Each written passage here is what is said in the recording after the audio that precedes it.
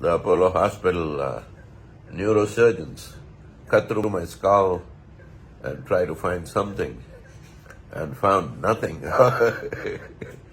Total empty. So they gave up and just patched it up. Here I am in Delhi with a patched up skull, but no damaged brain. Sadhguru has just had a very life-threatening situation. He had headache for the last 4 weeks. The headache was very severe, and he was, ignoring the headache and doing all because he wanted to do all his normal activities. He was resuming all his functions, all his meetings.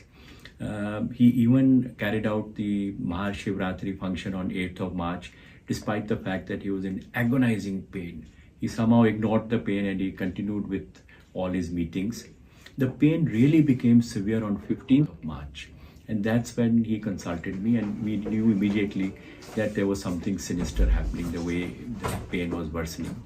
And this was around 4 o'clock. I insisted that we have an MRI, but he had a very important meeting at 6 o'clock. He's so focused on his meetings. He told me, "Doctor, I've never, in 40 years of my life, I've never missed a meeting. And I can't miss this 6 o'clock meeting." Somehow we could actually persuade him, and we got an MRI done. And the MRI actually showed, that he had massive bleeding in the brain. It was outside the brain and below the bone. There was massive 2-time bleeding, some which had happened about 3 weeks back, one that had happened maybe 2 to 3 days back. But, we insisted that he gets admitted immediately, but because of his commitments, he just went ahead with his meeting at 6 o'clock without anybody getting to know that he was that unwell. Next day, he had a very important India Today conclave, which with lot of painkillers and sedation, he still attended that, and he, it was such a marvelous interview he gave. And we were surprised, that with so much of pain, so much of painkillers, so much of sedation, he could attend and, complete that meeting. 17th morning, however, he really got very unwell.